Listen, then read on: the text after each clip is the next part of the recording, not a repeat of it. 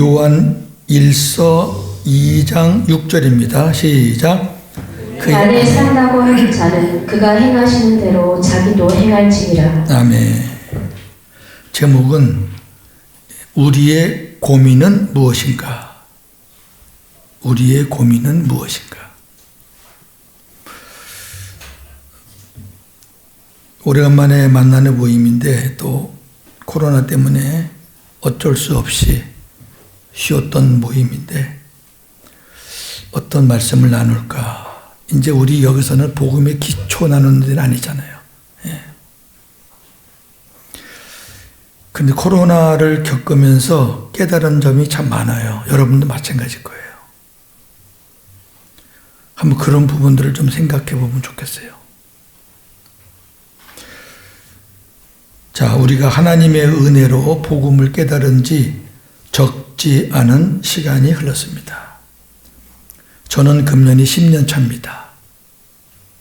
우리 이훈세 목사님은 저보다 한 1, 2년 빠르시고 저랑 비슷한 분도 계시고 조금 늦은 분도 계시고 그리고 그 깨달은 복음으로 목회를 하고 또 말씀을 전하며 살고 있습니다. 현재의 삶이 과거 율법으로 목회할 때와는 비교도 할 수 없을 만큼 행복 속에서 살고 있지요. 그럼에도 우리는 긴장할 수밖에 없는 것 같습니다. 왜 그럴까요? 그것은 그리스도 안에 거하는 것과 그리스도처럼 사는 것, 그 간극 때문입니다. 거하는 것과 사는 것의 간극. 그리스도 안에 거하는 것은 구원의 문제이고 그리스도처럼 사는 것은 복음의 삶의 문제입니다. 자, 저나 여러분이나 처음에 예수 믿었을 때 얼마나 기뻤습니까? 뭘 해도 다 알 것 같았잖아요. 근데 얼마 안 가서 다 혹시 복음 깨닫고 나서도 그러지 않았나 모르겠어요. 우리 처음에 복음 알면서 알아가면서 참 굉장했잖아요. 충만했죠. 저 같은 경우도 2시간 넘게 오는 거리를 진짜 한 번도 억지로 온 적이 없을 정도로. 지금도 그럴까요?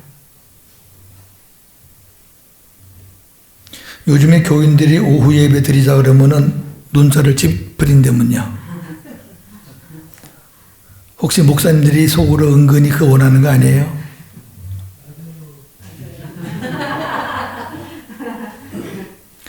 그러니까 이게요, 첫 신앙을 잊어버리지 말라는 게 참 의미가 깊은 것 같아요. 네. 저는 이제 다시 모이는 모임이 10명이든 20명이든 그건 중요한 것 같지 않아요. 정말로. 이제 다시 우리가 복음을 처음 깨달았을 때의 그 처음의 마음으로 돌아가면 좋겠어요. 네. 그거 놓치면요, 율법에서 헤맸던 것처럼 복음에서도 헤맬 수가 있어요. 예. 제가 부족한 실력으로 매일매일 말씀을 올리는데 어떤 때는 그만해야 되겠다는 마음이 들 때가 있어요. 예. 솔직한 얘기로 그래요. 그런데 지금 이렇게 돌이켜보면요, 제가 중국에서도 안 쉬고 계속 했잖아요. 어떻든 제가 말씀을 준비하려고 그러면 기도해야지요, 말씀 묵상해야지요, 주님이 깨닫게 해주는 거 받아야죠. 여러 가지 어떻든 주님과의 그런 시간을 몇 시간이라도 가지니까 제가 크게 빗나가지 않고 그래도 이 자리를 지키는 것은 저는 그것 때문이었다고 생각을 해요. 제가 만약에 그걸 안 했다 그러면은 제가 여기서 여러분 앞에서 말씀을 전할 수 있는 힘도 없어요. 솔직한 얘기로 그래요. 그 제가 그러면서 이제 제가 느낀 거를 오늘 같이 이제 나누는 거예요. 느낀 거를. 제가 가끔 그래요. 아유, 나 너무 힘든데 제가 건강이 아직 100%가 아니거든요. 특히 이제 이 혀의 문제라 좀 불편할 때가 있어요. 그럼 하기 싫잖아요. 그럼 제일 먼저 그냥 정의의 분을 일으키는 사람이 하나 있어요. 저는 가까운 사람이 아주 분개를 해요. 그걸 꼼짝없이 하고 있습니다. 자, 첫 번째 주제. 우리는 구원을 받느냐 못 받느냐에 대해서 고민하는 사람들이 아니에요. 내가 주님을 영접하여 그리스도께서 내 안에 들어오시면 이 문제는 해결되는 거잖아요. 그렇죠? 고린도후서 13장 5절. 너희는 믿음 안에 있는가? 너희 자신을 시험하고 너희 자신을 확증하라. 예수 그리스도께서 너희 안에 계신 줄을 너희가 스스로 알지 못하느냐? 그렇지 않으면 너희는 버림받은 자니라. 아멘. 끝나는 거예요. 그거는. 주님이 내 안에 계시냐 안 계시냐가 내가 구원을 받았느냐 못 받았느냐니까 그거 갖고 고민하는 사람은, 복음을 깨달은 사람은 없죠. 그럼에도 아직까지 이 문제로 고민하는 사람이 있다면 그건 참으로 심각한 일이죠. 다시 원점으로 돌아가야죠. 여기 계신 분들은, 이 고민하시는 분들은 하나도 안 계시죠. 자, 두 번째. 이제 우리의 고민은 그리스도처럼 사느냐 못 사느냐의 문제입니다. 오늘 우리 본문대로. 우리가 그분의 안에 산다고 하는 사람은 그가 행하시는 대로 그분처럼 행하라. 굉장히 무거운 말씀이에요, 사실은. 자, 주님이 내 안에 오신 이후에는 주님이 주시는 양식을 먹으며 교제하며, 물론 이 양식은 말씀입니다. 살게 되어 있습니다. 살게 되어 있는 거예요. 주님이 오시면 그분이 말씀이기 때문에 계속 말씀을 주셔요. 그거 안 주시면 저나 여러분이 어떻게 살아요? 옛날에는 성경책을 꼭 펴서 읽어야만 양식이 됐지만 지금은 그렇게 안 해도 양식이 있잖아요. 여러분 그거 못 읽습니까? 바빠가지고 피곤해서 성경 못 읽어도 말씀이 있잖아요. 이것은 우리가 노력하는 것이 아니라 주님이 계시면 자동적으로 그렇게 되는 거죠. 왜? 주님이 우리 안에서 뭐 놓으시려고 온 게 아니잖아요.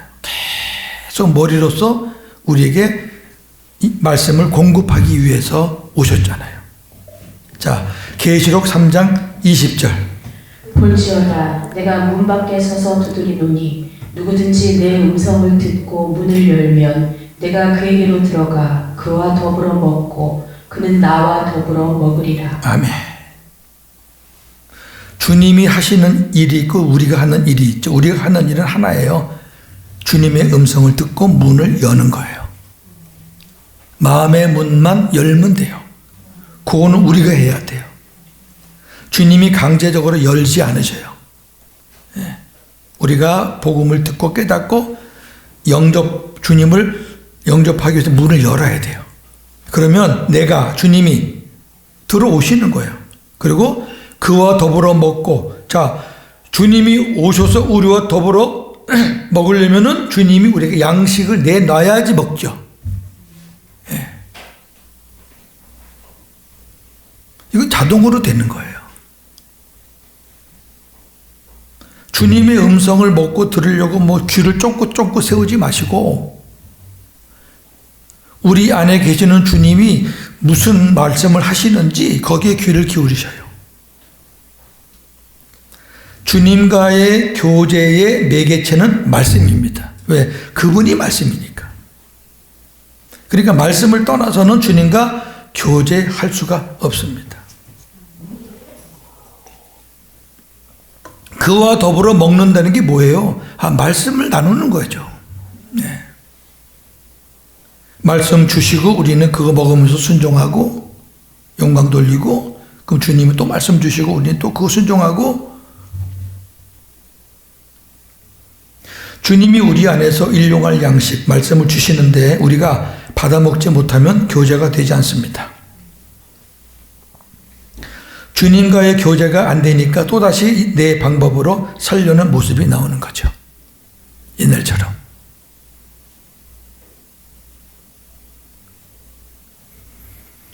말씀을 먹지 못하면 기도도 빗나갈 수밖에 없고 삶도 힘들 수밖에 없습니다.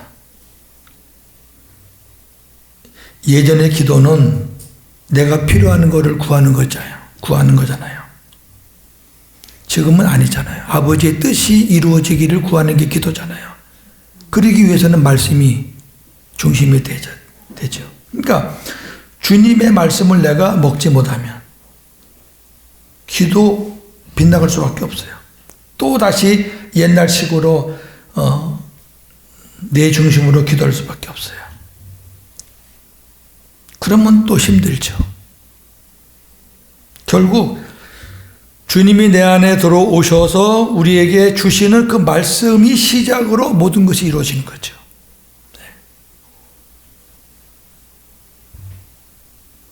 우리는 주님과 함께 사는 그날까지, 내 생명이 다하는 그날까지 이 문제로 고민해야 합니다. 이 문제. 어떻게 하면 그리스도처럼 살 수 있나?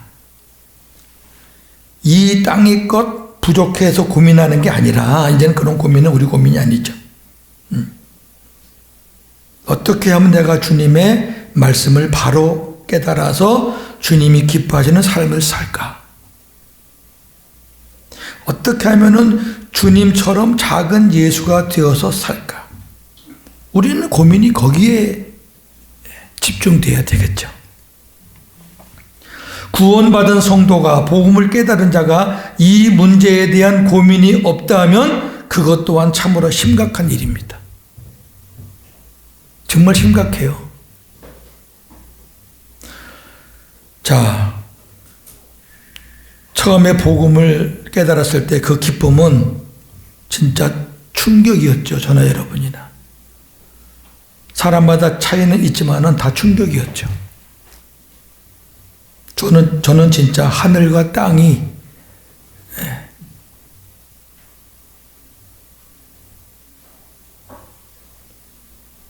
막 터지는 것 같은.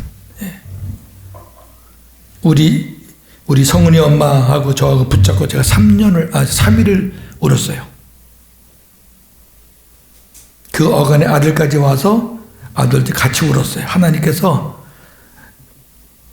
애인하고 이렇게 사귀다가 바람 막 쳐가지고 바람 맞아가지고 슬퍼서 우리 집에 온 건데 그때 딱 왔어요. 그래서 그냥 같이 기도해서 문이 열렸어요. 하나님께서 하시는 게. 그 아들은 그렇게 안 하면 열 기회가 없어요. 지금 생명이 되니까 뭘 해도 저 간섭을 안 해요. 그냥 계속 기름 붓고 생수 붓고 기도하니까 하는 일이 그냥 그럭저럭 잘 돼요.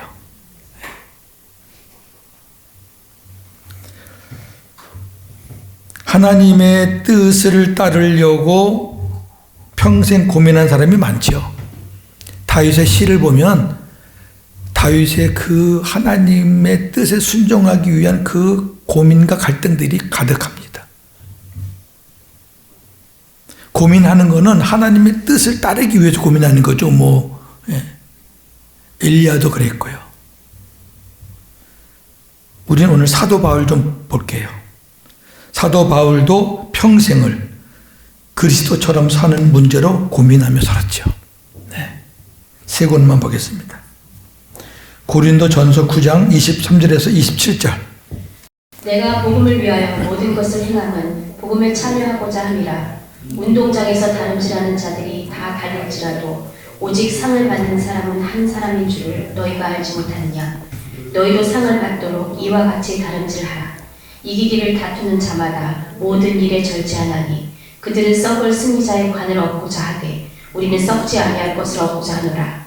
그러므로 나는 다름질하기를 향방 없는 것 같이 아니하고 싸우기를 허공을 치는 것 같이 아니하며 내가 내 몸을 저 복종하게 함은 내가 남에게 전파한 후에 자신이 도리어 버림을 당할까 두려워함이니라. 아멘. 며칠 전에 이원세 목사님 올렸던 글인데, 내가 남에게 전파한 후에 자신이 도리어 버림을 당할까 두렵다. 이 바울이 구원을 받지 못하는 것이 두려워서 이렇게 표현한 건 아니죠. 네. 이게 구원 받느냐 못 받느냐의 고민이 아니고 내가 그리스도처럼 사느냐 못 사느냐의 고민이죠. 얼마나 치열합니까? 영적 전쟁이. 특히 바울 같은 경우는 저와 여러분들이 경험하지 못한 엄청난 영적 싸움이었죠. 그리고 바울은 가는 곳마다 복음을 전했고 서신을 썼고 많은 사람이 예수께 돌아왔는데, 그 중에는 또 바울의 제자들 중에서 믿음 생활을 잘하는 사람들도 많을 거 아니에요. 자기 말을 듣고 많은 제자들이 믿음으로 잘 살고 복음으로 잘 성장하는데, 그들에게 복음을 전한 내가 그들보다 더 뒤로 처져가지고 하나님 앞에 가서 상도 못 받고 책망받을까 봐 그런 부분이 염려가 된다. 그런 고민이죠. 네. 그렇다면 바울이 진짜 잘 못해서 이런 고민했느냐? 아니에요. 여러분, 잘 못하는 사람은 이런 고민 안 해요. 잘하고 있는데, 잘하고 있는 사람일수록 그리스도처럼 살고 싶어하는 고민이 더 큰 거죠. 자, 우리가 잘 아는 첫째 부활을 향해서 달려가는 바울의 고백을 한번 보겠습니다. 빌립보 3장 10절에서 14절.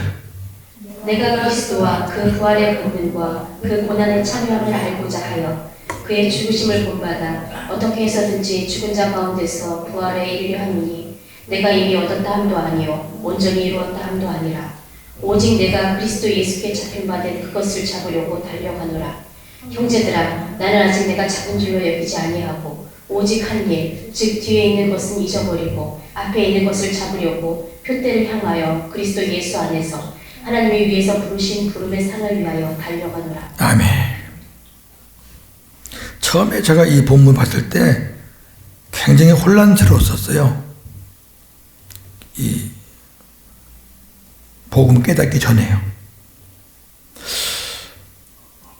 아니, 얻은 것도 아니고 이루어진 것도 아니고 아직 잡지도 못했고 이게 뭐지? 분명히 부활이라고 돼 있는데 부활에 이르기 위해서 달려가는데 잡은 것도 아니고 이룬 것도 아니고, 그리고 그걸 잡으려고 뒤에 거 다 잊어버리고 앞에만 보고 달려간다. 야, 그 부활되는 게 이렇게 힘든 건가? 목사님들은 예수 믿으면은 죽으면 다 부활한다 그랬는데, 아니 바울은 무슨 부활을 이렇게 어렵게 복잡하게 얘기할까? 이런 고민은 다 해보셨을 거예요. 그렇잖아요. 첫째 부활 몰랐을 때는. 근데 그 뒤에 보면 또 위에서 부르신 부름의 상이 있단 말이에요. 그래서 이제 복음을 깨닫고 이제 첫째 부활을 우리가 천년왕국을 알고 나니까 이 본문이 환히 보이는 거죠.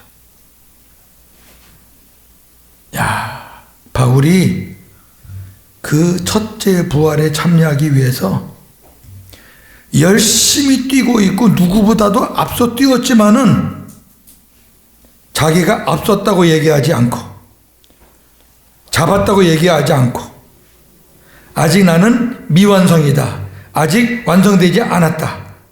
그런 마음으로 뒤도 안 보고 앞만 보고 달려갔다는 이 바울의 모습을 보면서 정말 그리스도처럼 살려고 몸부림을 쳤던, 고민했던 그런 사도구나 깨달을 수가 있죠. 저는 바울 서신 중에서 이 부분이 정말로 멋져요. 예. 여기 제가 끊었지만은 15, 16절에 그런 말 있잖아요. 다 지금 달려가고 있는데 다르다는 거 비교하지 말고, 앞섰다고 자랑하지 말고, 뒤처졌다고 낙심하지 말고, 있는 그 자리에서 달려가라. 있는 그 자리에서. 이게 중요하잖아요. 지금 현재 있는 그 자리가 조금 앞서고 뒤서고 그건 뭐가 중요해요. 또 누가 앞섰는지 뒤섰는지 또 누가 알아요. 신앙 연조가 짧았다고 뒤서고 뭐 목사라고 앞서나요? 그렇지 않잖아요. 자, 바울이 언제까지 이 싸움을 싸웠느냐? 디모데후서 4장 6절에서 8절입니다. 전쟁과 같이 내가 벌써 부어지고 나의 떠날 시각이 가까웠도다. 나는 선한 싸움을 싸우고 나의 달려갈 길을 마치고 믿음을 지켰으니 이제 후로는 나를 위하여 의의 멸관이 예비되었으므로 주 곧 의로우신 재판장이 그날에 내게 주실 것이며 내게만 아니라 주의 나타나심을 사모하는 모든 자에게도니라. 아멘. 전제와 같이 내가 벌써 부어지고, 이것은 자기 죽음을 얘기하는 거죠. 제물에 자기 피를 뿌린다는 거예요. 나의 떠날 시각이 가까웠다. 이제 죽음을 앞두고 있어요. 디모데후서는 바울이 제일 마지막에 쓴 책입니다. 마지막까지 선한 싸움을 싸우고 나의 달려갈 길을 마치면서 믿음을 지켰다. 마지막까지 싸웠어요. 저나 여러분도 마지막까지 싸우셔야 돼요. 왜 그러냐면 목사님들의 마지막 모습들을 보니까 실망스러운 일들이 한두 가지가 아니에요. 물론 그분들이 하나님의 생명을 가지고 있는지 없는지는 좀 잘 모르겠어요. 가지고 계신 분도 있고 안 그런 분도 있겠죠. 우리가 목사라고 다 하나님의 생명을 갖고 있지는 않으니까. 근데 결국 그분들의 마지막은 다 그 돈 문제, 이런 문제에 90%가 다 그런 문제 걸려가지고 뒤가 참 지저분하고 본이 못 되는 일들이 너무 많아요.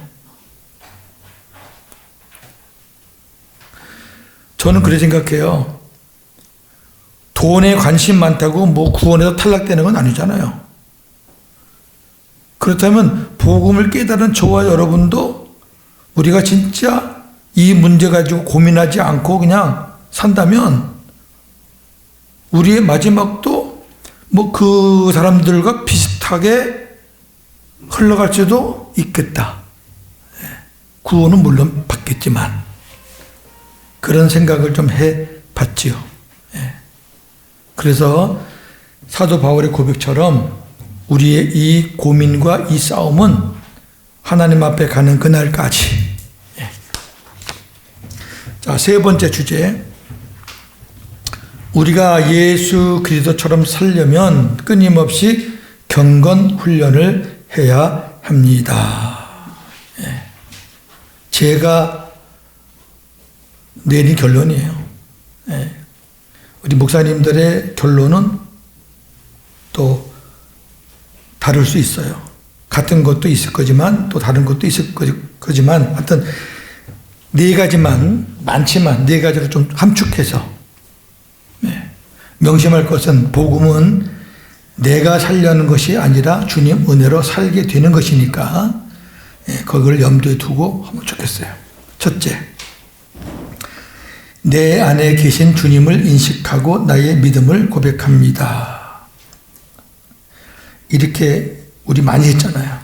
내 안에 계신 주님은 나의 왕이시고 나의 주인이시고 나의 머리이십니다. 오늘도 주님보다 앞서지 않게 하시고 주님이 주시는 말씀에 순종하며 살게 하옵소서. 제가 복음을 전하고 생명된 사람들한테는 꼭 이 얘기를 합니다. 그럼 잘해요. 몇 달 하다가 물어보면 안 한대요. 왜 안 하냐 그러니까 그거 매일 하는 거 뭐 이거 안 해도 이제 다 알아요. 그랬더니 어떤 부부가 사랑한다는 말 혹은 그런 애정의 표현을 계속 하다가 뭐 이만하면 됐지 뭐 하고 만약에 안 한다 그러면은 문제가 좀 생기겠죠. 저는 이제 이 말씀을 준비하면서 저도 이 부분을 몇 년 동안은 참 잘했어요. 요즘은 그냥 어쩌다 한 번씩 해요. 저도 솔직히. 그런데 초심을 우리가 잃지 않고 다시 초심으로 돌아가겠다라는 마음을 딱 가지니까 하나님께서 이 고백을 생각나게 하시는 거죠. 너 처음에 나 주님 나 만났을 때 이런 고백을 참 즐겁게 했잖아. 다시 이 고백을 좀 해야 되겠다라는 마음이 생겨요. 제가 아는 목사님도 이제 저로 말미암아 이게 생명이 됐는데, 근데 이거를 제가 이제 물어보니까 자기도 안 한대요. 이거 목사님 그거 꼭 해야 돼요. 그거 다 알아요. 근데요, 주님이 내 안에 계시다는 것을 인식하지 않으면 주님을 잊어버리고 살게 됩니다. 우리가 하루의 일과를 시작할 때 이 고백을 하고 시작하는 것과 뭐 다 아시니까 뭐 그냥 안 하고 하루 이틀 일주일 한 달 지나가면서 우리가 사는 것과 글쎄요. 두 번째, 내 안에서 스스로 행하시지 않고 아버지의 것을 가지고 행하시는 주님을 바라봅니다. 주님은 지금도 내 안에서도 아버지의 것을 가지고 행하시는 거죠. 이 땅에 계실 때만이 아니에요. 아버지 안에 예수님 안에 아버지의 생명이 있는데 주님은 스스로 행하지 않고 자기 안에 계신 아버지의 것을 가지고 행하시잖아요. 먼저는 이 땅에 사실 때 요한복음 5장 19절 20절 그러므로 예수께서 그들에게 이르시되 내가 진실로 진실로 너희에게 이르노니 아들이 아버지께서 하시는 일을 보지 않고는 아무것도 스스로 할 수 없나니 아버지께서 행하시는 그것을 아들도 그와 같이 행하느니라. 아버지께서 아들을 사랑하사 자기가 행하시는 것을 다 아들에게 보이시고 또 그보다 더 큰 일을 보이사 너희로 놀랍게 여기게 하시리라. 아멘. 이 땅에서 사역하실 때 예수님은 스스로 안 하시고 아버지가 하시는 걸 보고 했어요. 아버지의 말씀을 듣고 했어요. 요한복음 14장 20절 그 날에는 내가 아버지 안에 너희가 내 안에 내가 너희 안에 있는 것을 너희가 알리라. 아멘. 그날은 오순절 날을 가리키는 거죠. 다 아시죠? 예수님이 아버지 안에, 우리가 예수님 안에, 예수님이 우리 안에. 여기 예수님이 아버지 안에 얘기는 예수님과 아버지는 하나잖아요. 그렇게 해서 지금은 그럼 어떻게 사역하시느냐? 예수님이 요한복음 16장 13절에서 15절 그러나 진리의 성령이 오시면 그가 너희를 모든 진리 가운데로 인도하시리니 그가 스스로 말하지 않고 오직 들은 것을 말하며 장래일을 너희에게 알리시리라. 그가 내 영광을 나타내리니 내 것을 가지고 너희에게 알리시겠습니다. 물은 아버지께 있는 것은 다 내 것이라. 아멘. 자, 진리의 성령이 오시면 그랬으니까 이건 오순절 이후에 일어날 일입니다. 현재까지 다 계속되는 거죠. 성령은 스스로 하지 않으시고 주님의 말씀을 듣고 사역하시죠. 예수님이 하신 것처럼 똑같이 하시는 거죠. 그리고 마지막 절 보니까 물은 아버지께 있는 것처럼 다 내 것이다. 이 얘기는 동일하다는 거죠. 예수님이 자기 걸로 하는 게 아니라 아버지 걸로 하시는 거죠. 삼위 하나님은 하나지만 우리 안에 계셔서 역사하시지만 거룩한 질서를 갖고 일하신다는 거 우리 많이 봤잖아요. 이러한 주님을 보자는 거죠. 우리가 주님을 바라보자 그러는데 막연하게 주님 바라보지 말고 이러한 주님, 스스로 하지 않으시고 아버지의 것을 가지고 하시는 주님, 그 주님을 바라보면 우리도 내가 스스로 하면 안 되겠구나. 주님도 지금 스스로 하지 않으시고 아버지의 것으로 하고 성령도 스스로 하지 않으시고 주님의 것으로 하는데 도대체 나라는 인간은 왜 자꾸 내 것으로 하려고 하는지 그 주님을 좀 바라보자고요. 묵상하자고요. 주님과 독대하는 시간을 좀 많이 가지시고 요즘 제가 주님과 독대하는 시간을 조금 갖고 있습니다. 저희 사모가 이제 일을 나가서 제가 혼자 있는 시간이 좀 많아요. 뒤치다 거리다가 아이쿠 이러면 안 되지 싶어서 또 주님과 시간을 좀 갖고 그렇게 하고 있는데 바라보면 볼수록 주님을 닮아가게 되어 있잖아요. 바라보면 볼수록. 그래서 우리가 주님을 바라보자 그러면 많은 의미가 있지만 그 중에 하나를 제가 좀 내놓은 거죠. 고난을 참고 이기신 주님도 바라볼 수 있고 사탄의 권세를 이기신 주님도 바라볼 수 있고 우리의 시험을 도와주시는 주님도 바라볼 수 있지만 지금도 우리 안에서 아버지의 것을 가지고 하시는 그 주님을 바라보면 나도 좀 주님의 것을 가지고 해야 되겠다. 이런 마음이 오게 되죠. 그걸 좀 닮아가자는 거죠. 세 번째, 내 안에 계신 주님이 주시는 말씀 안에서 기도합니다. 요한복음 15장 4절, 5절, 7절. 내 안에 거하라. 나도 너희 안에 거하리라. 가지가 포도나무에 붙어있지 아니하면 스스로 열매를 맺을 수 없음 같이 너희도 내 안에 있지 아니하면 그러하리라. 나는 포도나무요 너희는 가지라. 그가 내 안에 내가 그 안에 거하면 사람이 열매를 많이 맺나니 나를 떠나서는 너희가 아무것도 할 수 없습니다. 너희가 내 안에 거하고 내 말이 너희 안에 거하면 무엇이든지 원하는 대로 구하라. 그리하면 이루리라. 자, 포도나무와 가지. 근데 너희가 내 안에 거하고 그 다음에 내가 너희 안에 거한단 말이 아니라 내 말이 너희 안에 거하면 그랬어요. 왜 내 말이 너희 안에 거하면 그랬을까? 그냥 순리적으로 너희가 내 안에 거하고 내가 너희 안에 거하고 그러면 좋을 텐데. 근데 그 다음을 보셔요. 무엇이든지 원하는 대로 구하라. 그리하면 이루리라. 그렇다면 너희가 내 안에 거하고 내 말이 너희 안에 거하면 자, 주님의 말이 우리 안에 거하려면 주님이 주시는 말씀을 우리가 그것을 받아야지요. 받아 먹어야지요. 내 거로. 그리고 그 말씀 안에서 그 말씀을 붙잡고 기도하는 거죠.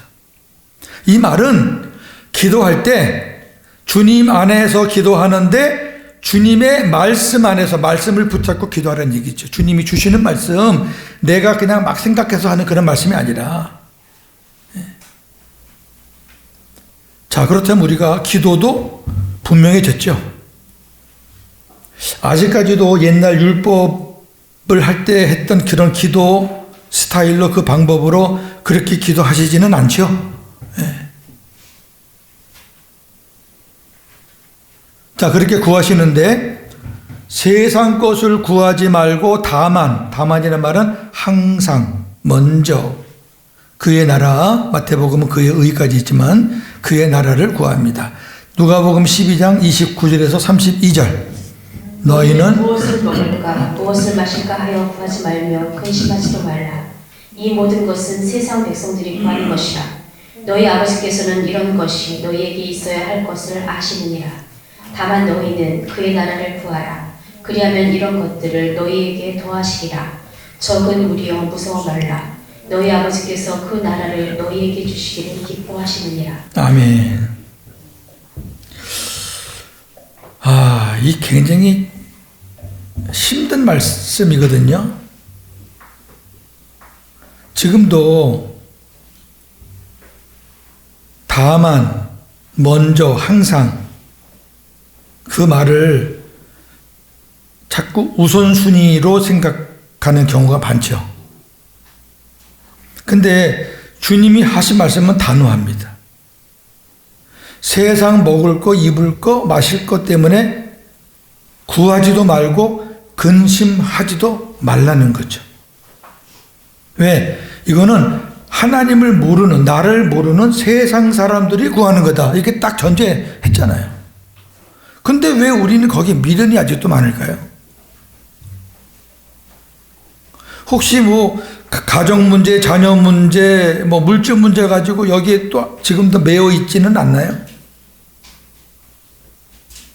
그 중요한 거는, 그럼 우리가 그걸 안 구하면 어떡합니까? 그러는데, 아버지께서 이런 것이 너희에게 필요할 줄은 다 아신대잖아요.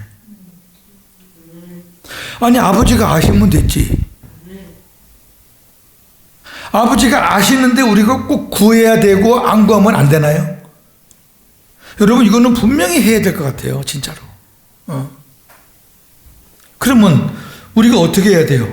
다만, 오직, 항상 그의 나라, 하나님의 나라예요. 하나님 내 심령의 하나님 나라, 하나님 우리 가정의 하나님 나라, 하나님 우리 아들 사업장의 하나님 나라. 개인 심령이든 가정이든 기업이든 교회든 그 공동체가 하나님의 나라가 되면 나머지 것들은 하나님이 더하여 주신다 그랬잖아요. 왜? 아시니까. 저희들이 기억하지 못하는 것, 까먹은 것도 주님은 다 아시니까.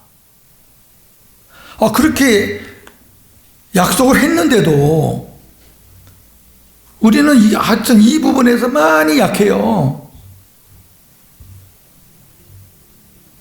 그러면서 뭐라 그래요? 너희 아버지께서 그 나라를 너희에게 주시기를 기뻐하신다.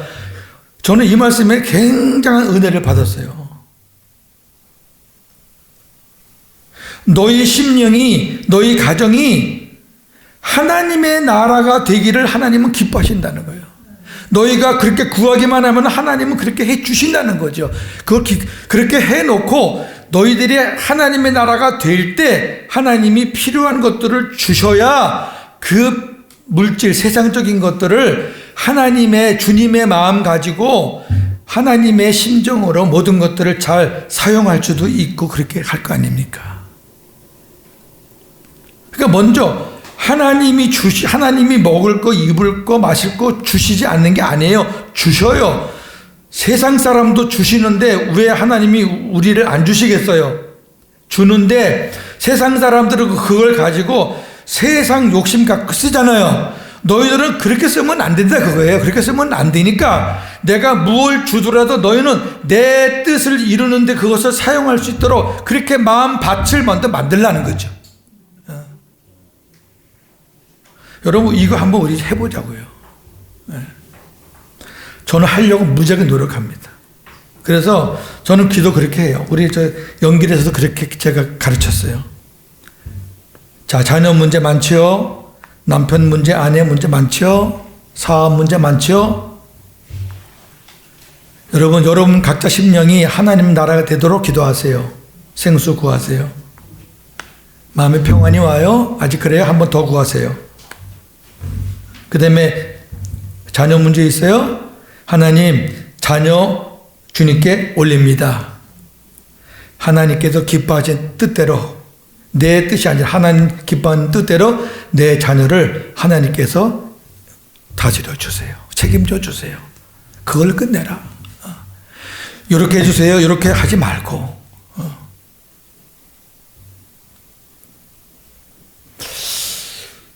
자, 네 번째. 천국 복음 전하는 것을 삶의 목표로 삼고 순종합니다. 아버지께서 천국 복음을 위해 아들을 보내신 것 같이 주님께서도 우리를 보내셨습니다. 누가복음 4장 43절. 예수께서 이르시되 내가 다른 동네들에서도 하나님의 나라 복음을 전하여야 하리니 나는 이 일을 위해 보내심을 받았노라. 아멘. 누가복음은 하나님 나라 복음, 마태복음은 천국 복음 그렇게 되어 있죠. 예수님이 오신 목적, 천국 복음을 전하시기 위해서 오셨어요. 예, 그게 중심이에요. 그 천국 복음 안에 다 있잖아요. 예수님의 십자가, 부활, 예, 승천, 속죄 다 있는 거죠. 그 천국 복음 안에. 요한복음 20장 21절에서 23절. 예수께서 또 이르시되 너희에게 평강이 있을지어다. 아버지께서 나를 보내신 것 같이 나도 너희를 보내노라. 이 말씀을 하시고 그들을 향하사 숨을 내쉬며 이르시되 성령을 받으라. 너희가 누구의 죄든지 사하면 사여질 것이요 누구의 죄든지 그대로 두면 그대로 있으리라 하시니라. 아멘. 아버지께서 나를 보내신 것 같이 나도 너희를 보내겠다. 그러시면서 성령을 받으라 그랬어요. 오순절 성령 강림의 하나의 예표적인 사건이 있죠. 그게 무슨 말이냐면 예수님도 성령의 충만함으로 사역했잖아요. 스스로 하신 게 아니라 하나님의 성령을 기름 붓듯 부어주셔서 하셨잖아요. 너희들도 이 사역은 니네 힘으로 못해. 성령의 힘으로 하라는 것을 지금 말씀하신 거죠. 사도행전이 뭐예요? 바울 서신이 뭐예요? 결국 이 복음 전하는 거잖아요. 다른 관계가 뭐가 있습니까? 한번 우리 목사님들, 사모님들 삶을 한번 잘 생각해 보세요. 정리해 보세요. 뭐 하는데 시간을 제일 많이 뺏깁니까? 뭐 하는데 물질이 제일 많이 들어갑니까? 먹든지 마시든지 무엇을 하든지 하나님의 영광이라 그랬는데 우리가 어떤 일을 하는 것 그 중요한 게 아니죠. 그 일을 하는 이유가 뭔가? 그 일을 하면서 하는 내 마음의 중심은 뭔가? 어떻게든지 이 천국 복음을 전하고 또 우리가 삶으로 보여주고 그것이 우리 삶의 목표가 되어야 되지 않겠나. 그것이 목표가 된다고 딱 마음을 먹으면 우리의 삶이 거기에 맞춰서 조절이 되죠. 그게 안 되니까.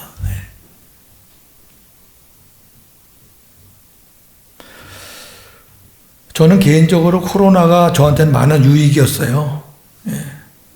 저는 뭐 목회를 하지 않았으니까, 교회를 심호하지 않았으니까, 뭐 교회 문 열고 닫는 것 때문에 고민한 것도 없었고, 그냥 계속 매일매일 그냥 말씀 준비해서 올린 것 뿐인데, 지금 저희의 그 생활도 그렇게 지금 넉넉한 편은 아니지만, 제가 중국에서 한 2년 사역하고 와서 그쪽 분들하고 이제 끈이 이렇게 맺어져가지고 제가 몇 분을 섬기고 있어요. 몇 교회를. 그 제가 할 일이라고 생각을 해요. 괜히 보내졌던 거 아니잖아요. 진짜 그곳은 척박해요. 자, 정리합니다.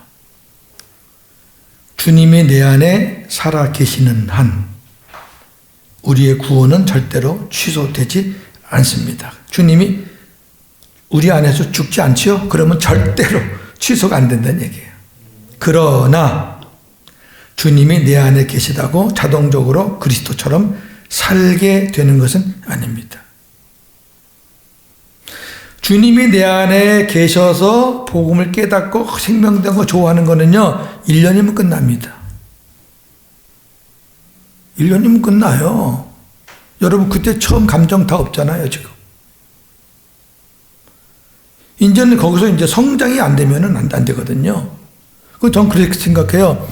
첫 은혜 받았을 때도 그렇게 기뻤는데 주님처럼 이렇게 살면서 주님과 살면서 주님이 매일 주시는 그 은혜와 기쁨과 말씀은 그거를 누리는 그 기쁨은 얼마나 더 클까라고 생각해 보니까 그것도 엄청난 기대가 되거든요.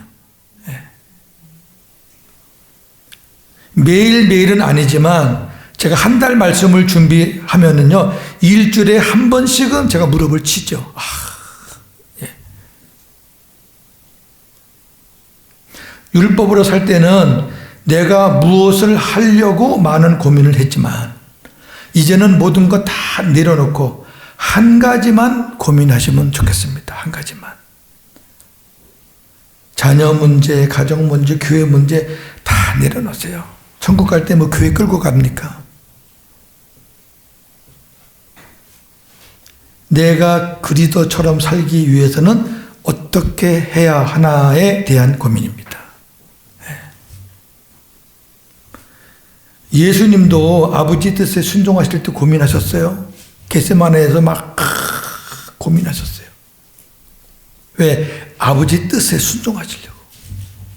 저나 여러분도 어떻게 하면은 그리스도처럼 그렇게 살까? 그 고민하셔야 돼. 왜? 저나 여러분이 아직도 수준이 그렇게 높지 않기 때문에 고민 안 하면 고민 안 한다는 얘기는 쉽게 결정한다는 얘기인데 쉽게 결정하면은 아버지 뜻보다는 내 뜻대로 가는 게 훨씬 많아요. 고민하셔야 된다. 고민. 고민의 해답은 경건훈련입니다. 다른 거 없습니다. 경건훈련은 생수를 구하여 주님의 말씀, 음성을 듣고 성령의 인도를 받는 훈련이기 때문에 반드시 필요합니다. 요한복음 10장 27절 아시잖아요? 내 양은 내 음성을 듣나니. 그래서 저는 오늘 아침에도 제가 그 말씀을 올렸지만 이제 복음으로 사는 우리 목사님들은 개인적으로 경건훈련을 하시죠. 개인적으로도 하고 부부간에도 하고 뭐 교회적으로도 하지만 개인적으로 하는 것과 또 우리가 같이 합심해서 하는 것도 틀리다. 우리 기도도 그렇잖아요. 개인 기도도 중요하지만 우리가 또 어떤 문제가 있을 때는 또 합심해서 할 때 우리가 더 힘이 나고 그렇듯이 우리 또 샘전에서 합심해서 기도해서 하나님의 응답, 하나님의 일하심 보았던 일들이 얼마나 많습니까? 이제 그런 일들을 우리 또 보자고요. 할렐루야. 경건훈련에 더 좀 집중하시면서 날마다 하나님의 일하심을 보는 저와 여러분 되기를 주님의 이름으로 축원합니다. 하나님 아버지 감사합니다. 오늘 우리는 무엇을 고민하며 살아야 할까? 집 문제, 땅 문제, 돈 문제도 아니고 남편 문제, 아내 문제, 자녀 문제, 교회 문제도 아니고 내가 하나님의 생명을 가진 사람인데 내 안에 예수님이 살아 계신데 주님이 나의 머리이신데 주님이 내 안에서 말씀으로 계시는데 도대체 내가 지금 어떻게 살고 있는지 어디까지 살고 있는지 첫 복음의 은혜를 우리가 얼마나 간직하고 있는지 지금도 그 은혜를 우리가 계속 뜨문뜨문이나마 누리고 있는지 생각해 볼 때가 된 것 같습니다. 2년 만에 모이는 모임이라 숫자는 예전과 같지 못하지만 그러나 저는 확신합니다. 다시 우리가 처음의 마음을 가지고 처음에 복음을 깨달았을 때 그 기쁨과 감격과 그 주님께서 나를 사랑하신다는 그 사랑에 흠뻑 젖었던 그 마음을 우리가 다시 회복하고 다시 한번 주님 앞에 우리가 집중한다면 또다시 새로운 은혜의 그런 단비를 우리가 맞으며 또 누리며 이 복음을 위해서 더 기름지게 멋지게 살게 되리라 믿습니다. 다 그렇게 살게 하여 주시옵소서. 예수님의 이름으로 기도하옵나이다. 아멘. 할렐루야. 감사합니다.